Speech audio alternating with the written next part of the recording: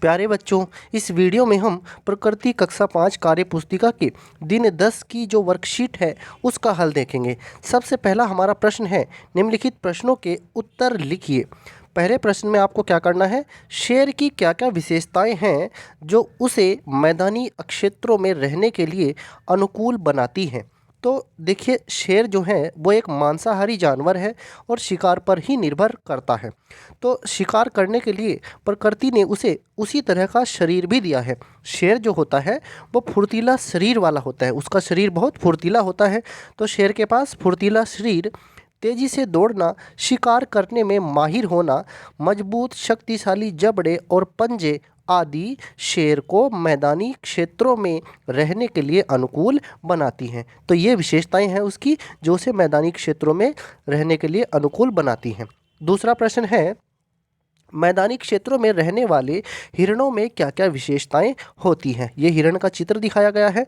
देखिए, हिरण जो है वो एक शाकाहारी जानवर है और वो घास फूस या फिर जो भी वहाँ पर घास की चीज़ें उसे शाकाहार में मिलती हैं वो उन्हें खाता है।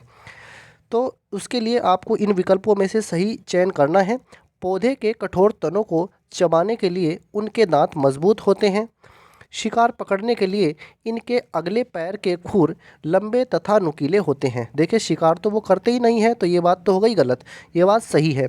खतरों की जानकारी के लिए इनके लंबे कान तथा सिर के बगल में आंखें होती हैं, ये बात सही है।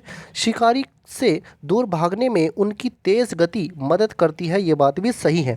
तो तीन बातें सही हैं, पहला, तीसरा, चौथा। तो विकल्प से सही होगा। देखते हैं अगले प्रश्न को, मैदानी भाग में पाए जाने वाले जानवरों में क्या क्या विशेषताएं होती हैं।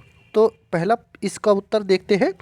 मैदानों में जो जानवर होते हैं वो शाकाहारी भी मिलते हैं और मांसाहारी भी, दोनों प्रकार के जानवर मिलते हैं। पहली बात तो ये, मैदानों में शाकाहारी और मांसाहारी दोनों प्रकार के जानवर मिलते हैं।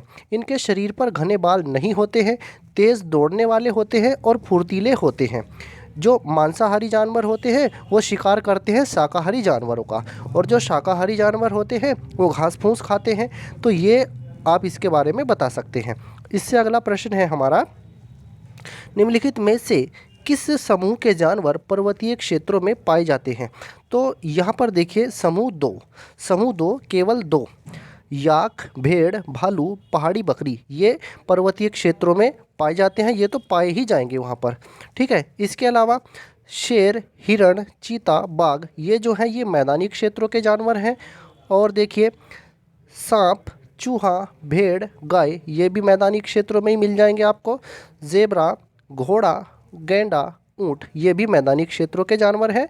तो ये विकल्प दो, केवल विकल्प दो, ये सही है। ये आपको पहाड़ी क्षेत्रों में मिलने वाले जानवर हैं। अब इनकी क्या क्या विशेषताएं हैं, प्रश्न 5 में यही पूछा गया है। पर्वतीय क्षेत्रों में पाए जाने वाले जानवरों में क्या क्या विशेषताएं होती हैं।